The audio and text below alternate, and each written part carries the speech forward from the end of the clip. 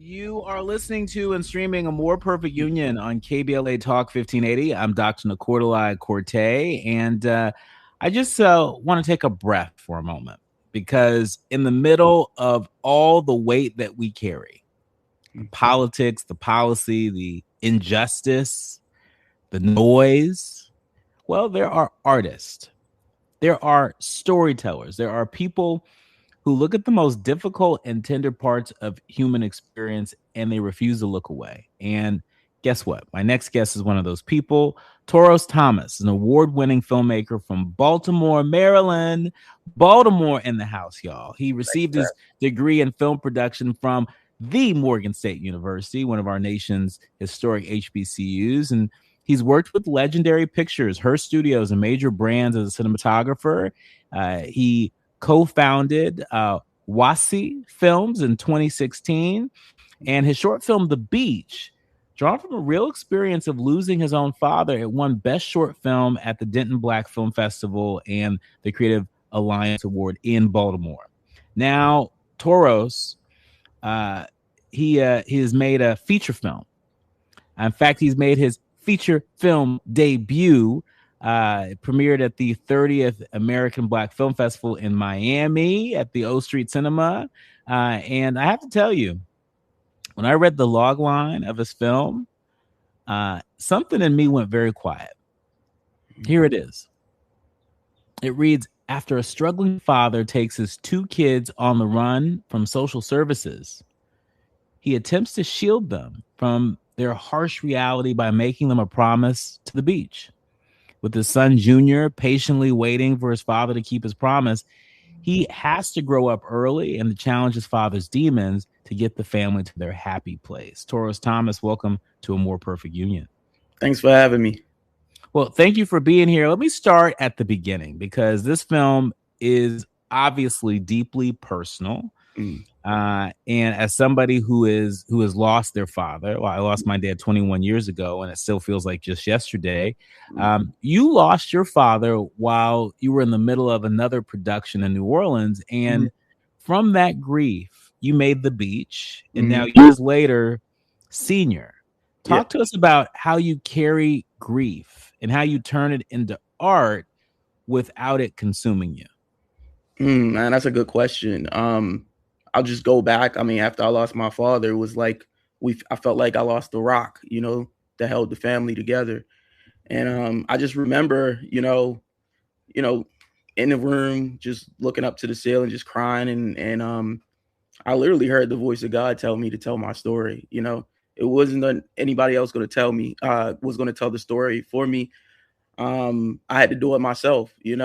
I had, when I left, to go to New Orleans, like I spent, my family, we don't come from a lot of money. So I had to raise money to bury him. And I was just like, man, it was a lot on me. So, and I felt like his legacy was going in the grave with him. So I was like, I just can't allow that to happen. My father meant so much to me. And, man, I heard the voice of God. He said, tell the story, and, I've been on that journey ever since. Talk to us a little bit about your dad, because I can already see and hear that even as you share that, that it still feels fresh. Yeah, it still feels fresh. Tell us about your dad. What do you want our leaders, learners, and listeners to know about the person who inspired you, perhaps the most, to be a filmmaker? My father was a mechanic, I'm from Baltimore. So he was just a great guy, man. I would always remember him taking us to, the mechanic shop with him, and we'd be playing with the tools while he's fixing a transmission. I don't know if we were supposed to be there, but we was in there, in the cars while he would be working. And, he would literally give the shirt off his back for anybody, man. I think he gave a lot more than he gave himself. And I just remember him giving all the kids on my block, he would come home from work and, he would give us money to go to the store, and then my friends would be there and he would give them money too. And that just shows me like my father had a good heart, man. He had a good heart for the community. he had a good heart for his children, and he was just a great person, man. And growing up, we always used to go to the beach, and that was like our happy place, man. It was a great place to spend time with our father. And we just had a good time. We could forget about our worries and just live and be by the waves, man. I mean, I think, and it's so interesting because when we think about Black stories, Mm, um, and I know you grew up in Baltimore. mm, New Orleans is not unfamiliar to you. These are cities on the water. mhm, Somehow, some way, when we think about Black stories, we don't always think about Black people going to the beach. mm, mm. Yeah. We found our way there. There's not beaches in Baltimore, but we used to go to a place called Gunpowder Falls or something like that. So we had to drive out, but we found our beach. We found a way there. We used to pack up in this brown van, me and my brothers and sisters, and we used to just, we'll pack our cooler for the day, and we'll be on our way. Yeah, yeah. Mm, Well, the story of Senior is it's about a father who's flawed, who's running, who's mhm, trying to keep a promise that the world keeps making harder to keep. And I think, and maybe you think, for Black families, for so many families, the image of a father trying against everything to get his kids to something better, mm, that lands somewhere very specific. Talk to us about that character, mhm. and who is he to you? That character is basically a representation of my father. There was times when my father used to promise him things that he couldn't keep. But I would always, as a kid, I was like, "Dad, kids going to ask you when we going, when we going, when we going." So I had those moments with my father. I watched my father, struggle with his own, demons. Like he was like a functioning alcoholic, Mhm. but he would always wake up the next day and go to work, man. And he would always take care of us and go do what he do. But he was just he always knew that he had to provide, and he provided for us. And that's what I remember most, is like, playing with my father, having conversations with my father. There was even times where he would get drunk and we would have like real conversations that we didn't understand at the time, that I look back on and say like, oh, I understand now. But those conversations meant the world to me. Even though he was struggling with his own battles, my father woke up every morning to do one thing, and that's provide for his children. Wow. I mean, I think it's really remarkable that the way you talk about your father, that Mm, yes, he was a functional alcoholic, but he was also more than that to you.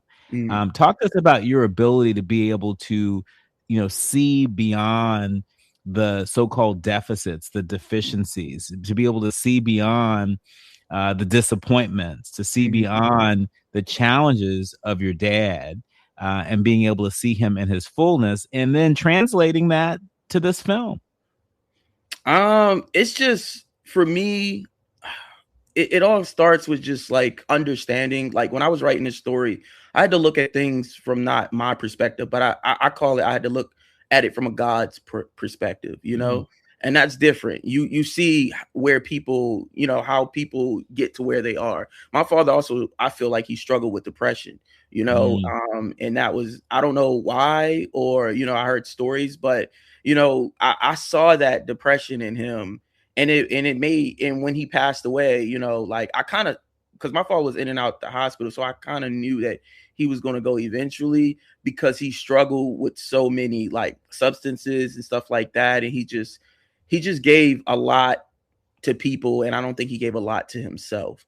And I saw that, and when he passed away, and God told me to tell my story, a fire was lit in me. I was like, I remember calling a news station, when he passed, and I was like, can you do a story on my father?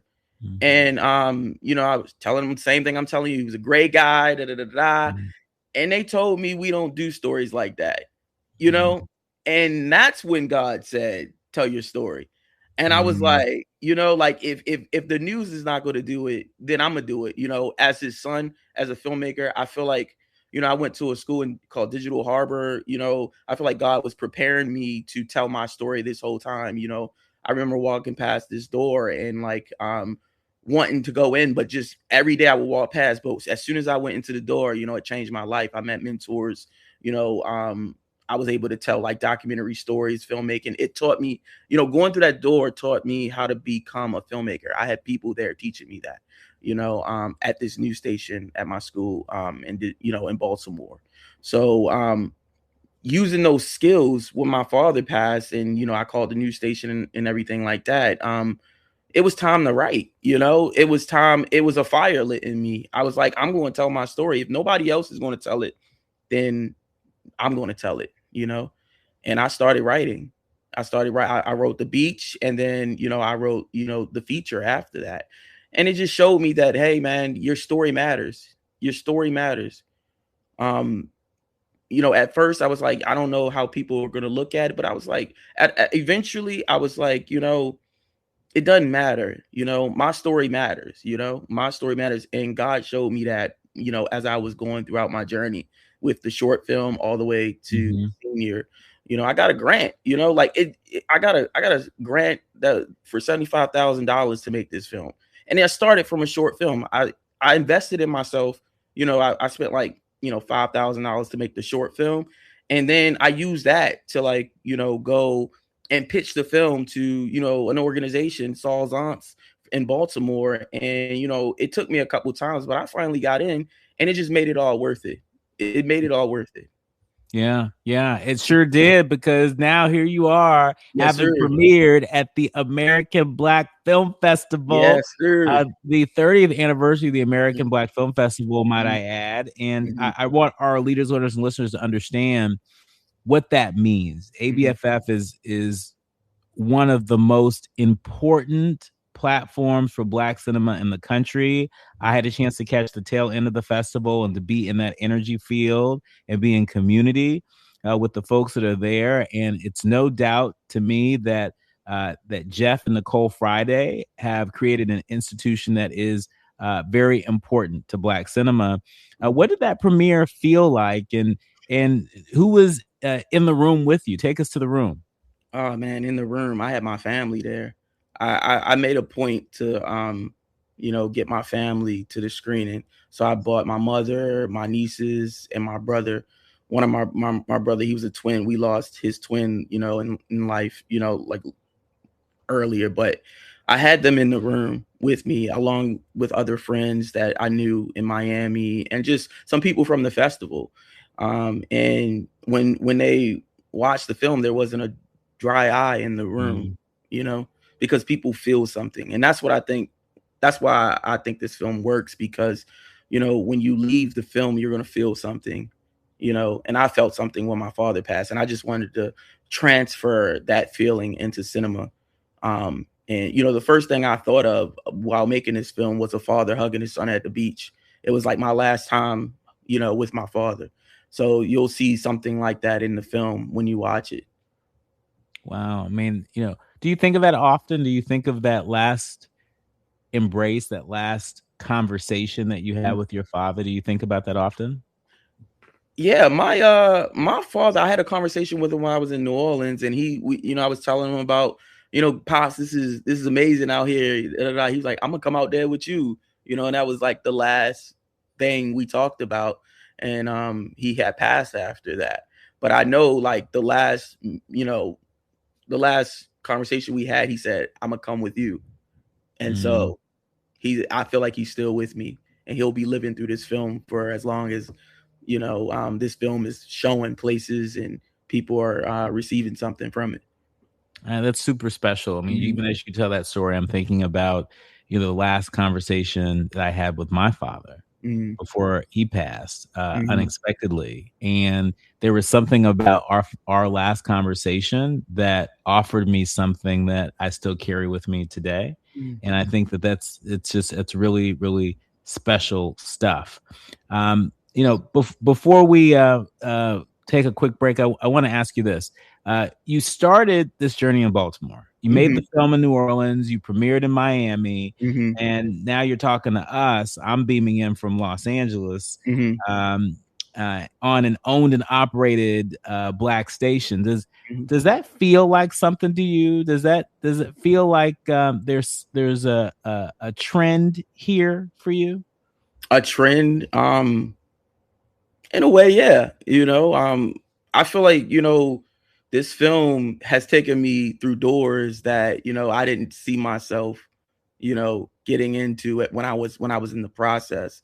And like I said at ABFF, I wrote this film for us, you know. I wrote this film for ABFF, like I always dreamed of getting in there. Like the first time I go to ABF, I want to have a film, and look where we at now. So as many spaces or places that I could show this film, talk about my father, I feel like it's a blessing to me, you know.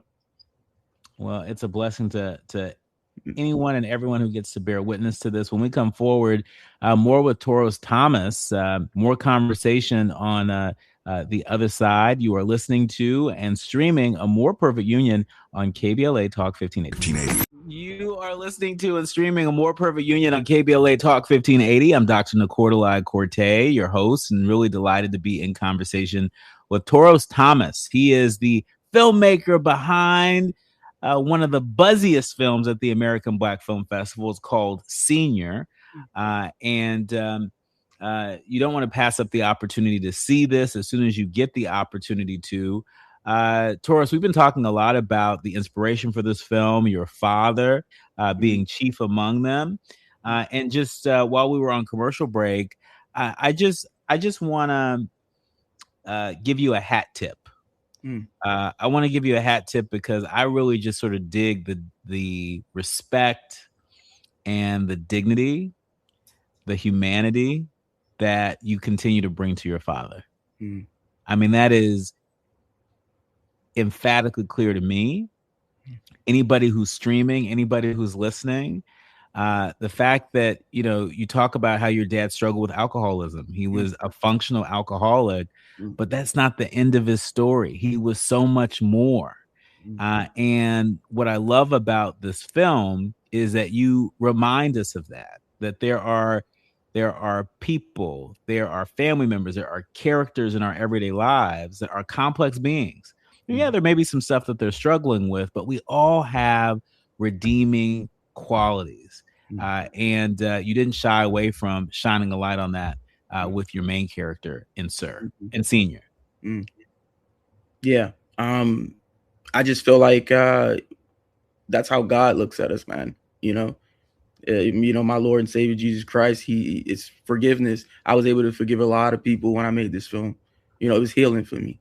My brother stood up and he said, this film is healing me, Toroes, because all he wanted to do was feel seen, and that's what I feel like. That's my calling, when it comes to making films, is to go into places in my communities where nobody look, and find stories and show the heart in those stories and make them feel seen.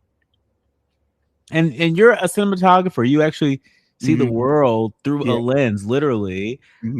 When you stepped into the director's chair for Senior, how did your eyes as a cinematographer, how did it shape the visual language of this film? What did you want the audience to feel when we were watching this? Not just what you wanted us to understand, but what did you want us to feel?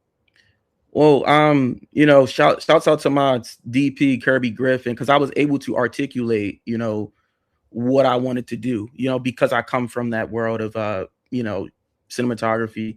We shot with anamorphic lenses. I was adamant about that because I wanted the background to be, blurry so that we can focus on like the characters. I wanted to. I got this note that it kind of feels like a documentary in a way. I felt like I didn't want no like, on tripod shots. I wanted the audience to feel like they're with these characters and they're walking with them as the story goes on. So like those are the things I thought about when it came to the cinematography. We shot with the Arri Alexa. I wanted to shoot with a much nicer camera, but budget. But I still got what I want, and I learned a lot of things. I mean, this is my first feature, and it helped me. I learned that you don't have to have everything. You have what you need. Pick what you can. Pick your battles. If you can do without this, the story still works. People are still getting the same feeling. So you don't always need, the high tech cameras. My first short film was shot on like a small GH5S with anamorphic lenses because that's my style. So I found a way to put that in there. But we shot with a small DSLR camera. And then, my first time coming to LA was to show it at the Chinese theater, and I'm up against, people who shot with Arri Alexas, red cameras and stuff like that. And I shot with a small, like with a small GH5S. So, I learned that, it doesn't matter the camera. It matters about the story. The story matters the most. That's and right. But if you have some knowledge, you can also articulate that with your DP. And Kirby Griffin from Baltimore, he was a great DP, and I was able to articulate what I wanted, and we got it done. Hey, Kirby. What's up, Congrats to Kirby? him as well. Senior was awarded funding through the Saul Zients Innovation Fund. And anyone in the film world knows that that's not a small thing. Talk to us about navigating the business side of independent filmmaking as a Black creator, from the pitch to the funding to the infrastructure, because, I think we talk a lot on this show about representation, but I don't always talk about the economics of representation and what does it actually take to get a film like this made in this current environment. We live in actually a good place, right? We're in a good place as indie filmmakers because you can pick up an iPhone and tell a story. I would say invest in yourself, like first, because why anybody going to invest in you if you ain't going to invest in yourself? And a lot of people I feel like are afraid of that. So take a camera. If you have a story, I would say the blueprint for me, I start with a short, what I can control, what I can do right now, and I went and shot that. I invested my own money. I saved up my money. I invested and we got it done. And then after that, use that to then pitch your idea to organizations or even investors. I had to apply to the Salzance I think like 4 times before I got in. The first, was about my script. Like my script wasn't there yet, but over time I was like, I'm not giving up. I'm just going to stay persistent. I'm gonna keep writing. I'm gonna keep rewriting. And I finally got to a story that I think was going to hit, and it was during COVID that it got through, because I wasn't going to submit. It's somebody I almost gave, but I didn't at the same time. The lady was like, you should submit. It was the last day, and I was like, forget it. I'm just going to do it, and I did it. And I got into the program, and I had to pitch. I had to stand up in front of all these people and be able to articulate my story and get feedback. I had to be bold when it comes to the amount of money I wanted. There was different tiers of money you can get, and for me, I was like, I want it all. I need it all to tell this story. And I put my budget together. You have to know your budget. Budget is important. How much everything costs. You should be reaching out to people ahead of time, finding out how much it's going to cost for you to shoot for the amount of days you want to shoot. Know the days that you want to shoot. That's very important, is knowing how long you will be shooting for, and then budget that. Start talking to people ahead of time. I was talking to my DP for years, before he actually came on board. And once I submitted my budget and proposal, I got the call that I got the full funding, and I was excited. And then that's when the real stress started coming through, because there's different stress. You just gotta be. It comes with that. And I had to learn that being a first time filmmaker, because you're just like, what did I just do? And so I hired my line producer. I hired, my casting director, Thea Washington. Shout out to her. She was definitely, she helped me out throughout this film process when it came to casting. I found, Mhm. the little boy that was in my film. I found the little girl that was in my film, Jay, Donnell. Shout out to them. And they was just awesome actors, and I found other actors and actresses too. And that's all just hiring your casting director, line producer, making sure your budget aligns with what they want. And we got COVID. We were shooting during COVID. That's Mm. hard to do. My whole crew, my DP got COVID, my producer got COVID, and I had to push, the shoot up a week, and that cost, and so how do you manage that and still get the job done? And we was able to, to move past that, and we shot in like 13 days. And then that's when an investor came along the way, because they saw, oh, he's invested in himself, he got the grant, he knows what he's doing, so I'm invested in him, and that helped us complete the film. So I mean, that's great, and I really appreciate you laying that out. mm, And it's just another reminder that these just aren't film projects or TV projects. These are many businesses, right? These are mhm, these are small businesses, and so yeah, some of the same skill sets that we need when mhm, we're running mhm, businesses efficiently, you need the same skill set when you are running a production. exactly. You need Um, an LLC, you need a bank account, all of That's that. right. That's right. Mhm, That's right. mhm, That's right. And so to all the entrepreneurs out there, take note, take note. mhm, In our remaining minutes with you, I want to ask you, as a filmmaker, as an artist, as someone who uses your own loss mhm, and your own life mhm. to fuel the stories that you tell. What do you want young Black filmmakers, the ones who might be listening right now, might be streaming us right now, maybe from Baltimore, maybe from Compton, maybe Mhm, from anywhere? mhm, What do you want them to know about this work, about what it cost mhm. and what it returns? Um, man, what I want filmmakers to know is that start with your own story. Start with something you know about, something that speaks to you. Um, I remember my college professor telling me, when I was I went to Morgan State University, and he said, his name is M.K. Asante. He wrote the book Buck, and he's an amazing writer and filmmaker. And he told me, the stories you're running from are the stories you should be telling. And Mm, I and I was running away from a story at the time, and so it wasn't until my father passed that I was like, I got to tell it at this point. So start with your own story. Don't be afraid to invest in yourself. Um, Collaborate with other people. Get as much knowledge as you can. Don't give up, because there's times when you don't know if you're going to finish or not. You don't know if it's going to work or not. But you just got to remember the goal. You got to remember why. You got to go back to your why. Why are you telling the story? For mhm. me, I look at my father, and when I look at him, it puts a fire in me. It's like, yeah, Dad, I have to finish this for us, you know, because our story matters, and I want his legacy to live on. And I want my kids to know about my father and what happened when we were young, and how Mhm. he overcame, and how we overcame, and the Yeah. beauty that comes out of it.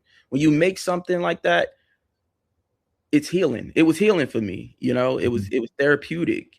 Um it's like, and you don't even have to make a film. Like, if Mhm. you was writing a book, like, it can be simple as a book, or a podcast, or something to tell your story on, just to let others know that you know you have a lived experience.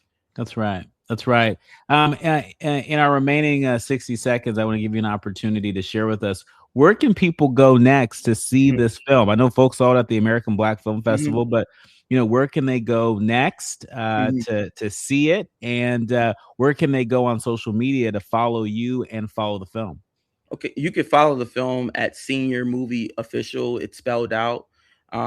You can also, we're having, an outside community screening in Baltimore. I always wanted to show this film by water, And so the community got together and they're going to put up a screen in Cherry Hill Park. I lived there before, so it's going to be an honor for me to show the film there and set up a screen and then have the water in the background as we watch the film.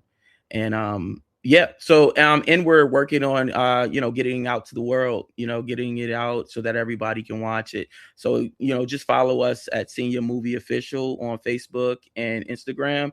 And yeah. Awesome. Well, Toroes Thomas, we're so proud of you. We're so proud of the film Senior. Keep going. The world needs your lens. And again, folks, follow them on Facebook, on Instagram. And we appreciate you, brother. Thank you. I appreciate you. Thanks for having me. When we come forward, a story about guns, accountability, and what happens when the government decides that the public doesn't have the right to know who is selling the most crime weapons in America. Brady is suing the ATF, and we're going to tell you exactly why. You're listening to and streaming A More Perfect Union on KBLA Talk 1580.